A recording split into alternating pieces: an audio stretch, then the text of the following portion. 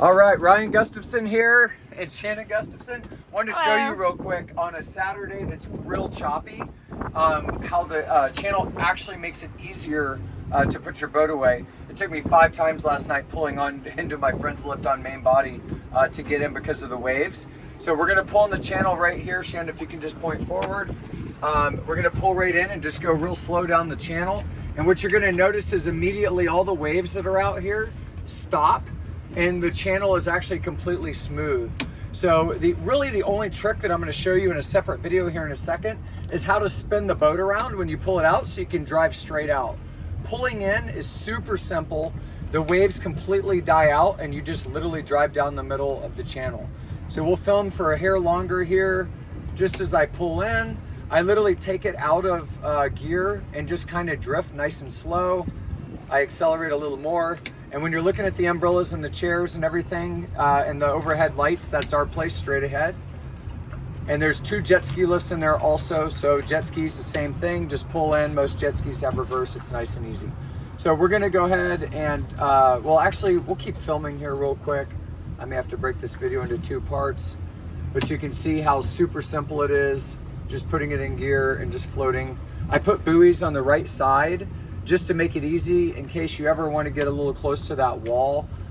You can just bounce right off those buoys, just out of precaution. It's easy. My boat's 23 feet, but I actually had a 24 foot, actually a 25 foot Malibu M240 in here before, which was even a lot bigger than this boat. And that worked with no problem also. The lift's 12,000 pounds, so I've got about 1,000 pounds of lead in my boat. I'm about 7,000 pounds dry. So I'm pretty heavy. And that's it. I'm gonna turn it off now and just drift in. You can turn it off or just leave it on and slow down if you want. But I typically just kind of turn it off and just drift right in. The automatic cover just drops down over it after you lift it up and you're done. So I'll just come in, let it come in nice and slow. And you just kind of walk it in. Just like that. Now we're here. And then you also want to make sure that you, if you have boards, that you put the board rack, take the boards down or you'll hit. Just like any dock. Good point, Shannon. Yeah. And then the lift is pretty fast. I put dual batteries on it just to speed things up. But again, you'll notice no waves at all. And the trick is just getting it out, flipping it around, which I'll show you in a second. But killing those waves where you're bouncing all over the lift, as you're well aware, is a big deal.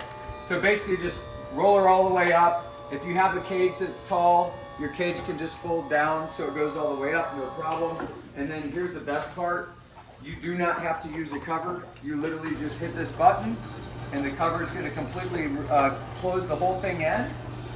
And you go in the house, you're done. So it makes it super simple. There's also a hose there to clean your boat. Yep, I put a hose here with a filter system on it so you can spray your boat down if you wish and clean her up. And it's ready to go. Paddle boards are over there as well. Everything in the dock's ready to go. So we'll shoot a video of pulling out real quick. Go ahead and hit stop, Shannon.